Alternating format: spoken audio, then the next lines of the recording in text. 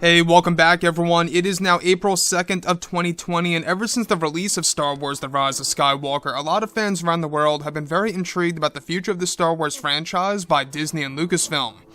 This is Mike Zero. Make sure to subscribe if you're new to the channel for future Star Wars content.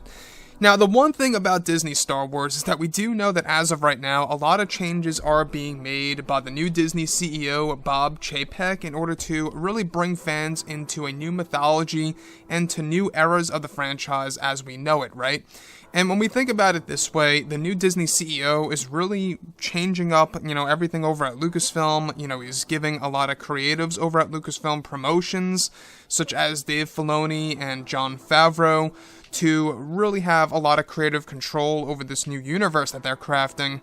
That's going to be a combination of TV shows, movies, comics, books, novels, and more. Not just that, but also he's bringing, on board new creatives on board here for the future of Star Wars as we know it. Now, looking into the next couple of years, Disney Plus is their main priority apart from the new Star Wars trilogy because they really want to use this as a baseline, right? They want to use Disney Plus as a kickstart for the new Star Wars universe that is really going to introduce new eras such as The Mandalorian Season 2, the Ahsoka Tano TV series that they are planning, a Mace Windu TV series in the early development phase.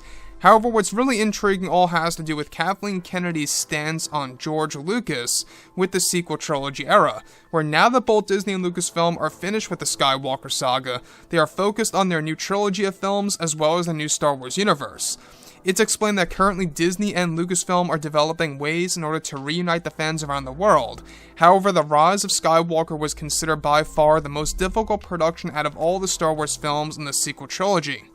It's explained that during and after the premiere of The Rise of Skywalker, many interviews were given to the creators and actors of the franchise, including Lucasfilm's Kathleen Kennedy, where when she was questioned about The Rise of Skywalker and George Lucas's input, Kathleen Kennedy went on to state that, of course, George Lucas did not matter to how the story would be told for the fans, and that George Lucas as a creator doesn't matter to the franchise, and that George's ideas were not necessary to wrap up the franchise that started back in 1977.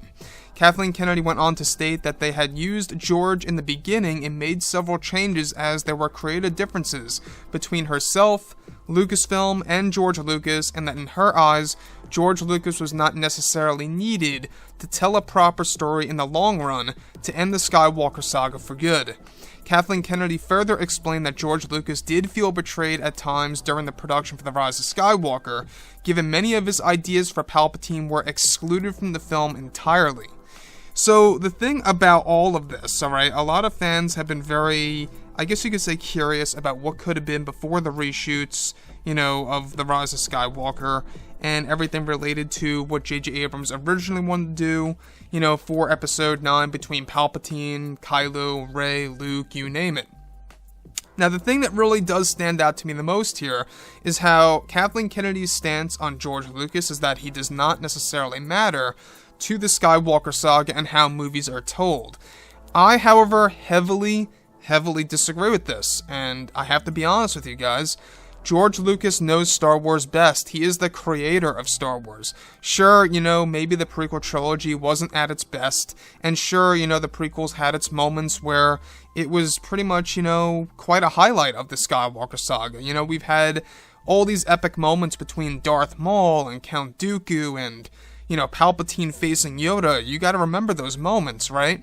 So, George Lucas, really does matter to the Star Wars franchise, and I think that is very incompetent of Kathleen Kennedy as a president of all things Star Wars over at Lucasfilm to really have the audacity to say and even believe in the fact that George doesn't really matter to the Star Wars franchise in order to really wrap up the Skywalker saga, essentially, and how initially they did in fact use him, they used him for, the first cut of the movie before there were major reshoots, and then they actually just pretty much excluded all of the scenes that he worked on. It's one of the main reasons as to why Disney does not want to include deleted scenes on the Blu-ray edition of the movie. I don't know if you guys knew this, but the Blu-ray edition of Episode 9 has no deleted scenes, just like Rogue One, A Star Wars Story.